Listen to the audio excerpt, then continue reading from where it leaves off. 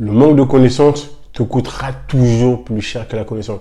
Voilà pourquoi il est très important avant de débuter ton business, de prendre le temps d'aller voir un expert comptable, d'aller voir la CCI pour te renseigner pour le choix de ton statut, car la rentabilité de ton business en dépendra. Salut, c'est Savi et bienvenue sur Métanoïa Révolution. J'espère que tu vas bien. Avant de commencer, n'hésite pas à t'abonner, à liker, ça me ferait un grand plaisir. Et si tu me découvres pour la première fois à travers cette vidéo, donc j'ai commencé en tant qu'entrepreneur dans les e-commerce sur le plat de marché comme Amazon et eBay. Et ça va faire plus d'1 an que j'investis aussi une partie de mon capital dans le marché boursier. Et l'idée de cette chaîne, c'est de te motiver et de t'inspirer toi aussi à créer ton business en ligne. Donc aujourd'hui, on va voir quel statut choisir quand on débute dans le e-commerce ou en règle générale dans le business. En effet, il est très important de bien prendre le choix, en tout cas de prendre le temps de choisir le statut de notre entreprise, car la rentabilité de votre entreprise en dépendra. Donc, n'hésitez pas à contacter un expert comptable qui, lui, vous renseignera en fonction de votre situation, en fonction de votre business, de vos projets. Il pourra mieux vous renseigner sur le statut qui sera le plus adapté pour vous. N'hésitez pas non plus à contacter la CCI, la Chambre de commerce et d'industrie, eux aussi pourront vous renseigner en fonction de votre situation. En règle générale, quand on débute, le statut auto-entrepreneur est l'idéal, notamment quand on ne sait pas si notre projet ou notre produit va marcher ou notre business. Donc, l'auto-entrepreneur vous permet justement, ces statuts-là vous permettent de tester votre produit, de tester votre marché. Vous êtes imposé que sur le chiffre d'affaires, c'est-à-dire si vous faites 0 € de chiffre d'affaires, vous payerez 0 € de chiffre d'affaires. Si vous faites 1 € de chiffre d'affaires, vous payerez 12,80% d'impôt sur le chiffre d'affaires. En effet, oui, en auto-entrepreneur, on est imposé à 12,80% pour l'achat-revente des produits et pour tout ce qui est prestation de services, on est imposé à hauteur de 22%. Une fois que vous aurez un peu plus de la visibilité par rapport à votre business, c'est-à-dire que vous avez des revenus qui sont réguliers, un chiffre d'affaires régulier, je vous conseillerais vivement de passer en société. En effet, en société, vous n'êtes plus imposé sur le chiffre d'affaires, mais vous êtes imposé sur le bénéfice. Car quand on est imposé sur le bénéfice, c'est l'argent réel. Vous êtes imposé par rapport à ce que vous touchez, vous gagnez réellement, et non par rapport à un chiffre d'affaires, car le chiffre d'affaires, ce n'est pas forcément ce qui rentre dans votre poche.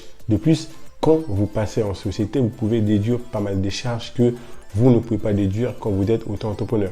Et je m'explique. Dans mon cas à moi, quand on gère un business sur Internet, on a beaucoup de frais, notamment le frais des boutiques.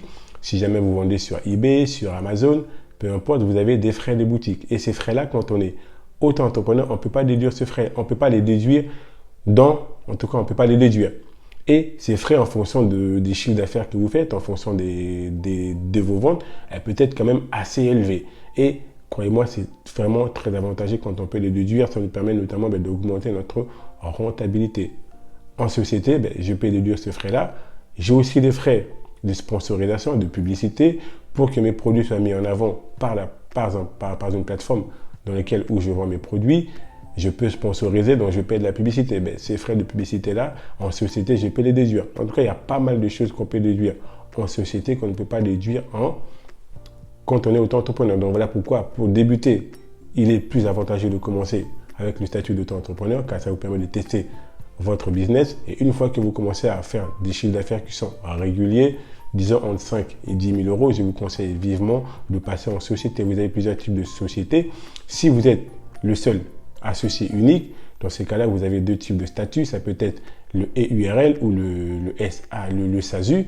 Si vous êtes associé à deux personnes, vous avez le SARL. En tout cas, ça, je vous invite à aller voir un expert comptable. Il vous renseignera mieux. Donc, c'est très important de ne pas négliger car ça peut vous faire économiser beaucoup d'argent, plusieurs milliers d'euros. Dans mon cas, moi, c'est quelque chose que j'ai vraiment négligé. J'étais conscient en tout cas que le choix du statut est très important.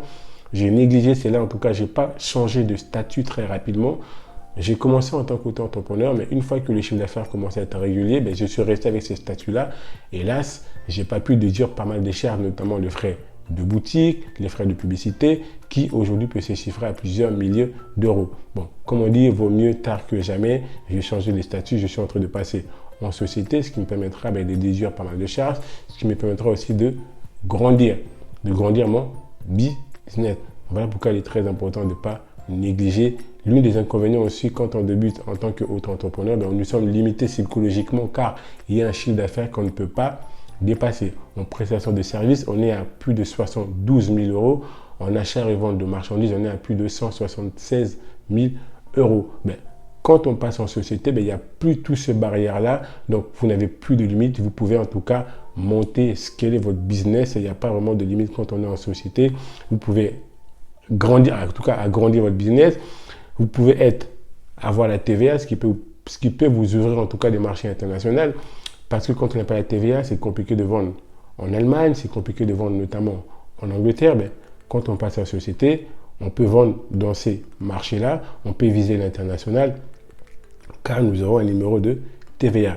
De plus, le fait de vendre notamment à l'international, ça vous fait grandir votre business, vous êtes moins limité psychologiquement. Voilà pourquoi il ne faut pas négliger en tout cas le choix de votre statut. Pour débuter, comme je l'ai dit encore, on commence en auto-entrepreneur. Après, une fois que vous avez des revenus réguliers entre 5 et 10 000 euros, je vous conseille de passer vivement en société. C'est vrai qu'en société, il y a une comptabilité qu'il faut gérer, il y a un expert comptable qu'il faut avoir. C'est-à-dire, c'est différent maintenant. Là, en tout cas, la gestion de votre business est différente parce que quand on est auto-entrepreneur, on peut retirer de l'argent de notre entreprise à tout moment, mais en société, on doit tout justifier. Toute sortie d'argent doit être justifiée. C'est plutôt pas mal. Ça vous permettra aussi notamment de cadrer, en tout cas d'encadrer votre business. N'hésitez pas vraiment à consulter un expert comptable pour vous aider dans ces démarches-là. Et je tiens à préciser quand on démarre un business, notamment sur Internet, tant que vous n'avez pas atteint vos premiers 3 000 euros de chiffre d'affaires, il n'est pas nécessaire de vous déclarer. Donc, en revanche, quand vous commencerez à atteindre ces 3 000 euros, vous pouvez vous déclarer en tant qu'auto-entrepreneur. Et une fois que vous avez atteint les 5 10 000 euros réguliers, vous pouvez passer en société, voir un expert comptable et ça vous permettra notamment de scaler votre business, d'avoir en tout cas d'enlever toutes ces barrières que l'auto-entrepreneuriat peut vous mettre. Ça sera tout pour cette vidéo. Et comme j'ai dit souvent précédemment, en tout cas dans mes vidéos, le manque de connaissances vous coûtera toujours plus cher que la connaissance. Croyez-moi, c'est une vérité. C'est ce que j'ai vécu d'ailleurs avec le statut, le négligence, en tout cas la négligence que j'ai dû avoir en tout cas à changer de statut. Ça m'a permis en tout cas de perdre plusieurs milliers d'euros. Et heureusement aujourd'hui, j'ai rectifié le tir. Ça sera tout pour cette vidéo. N'oubliez pas, la seule limite que tu peux avoir dans la vie est celle que tu te fixes toi-même. Mettez-nous en live, on reste connecté. Je vous dis à la prochaine vidéo. Ciao, ciao.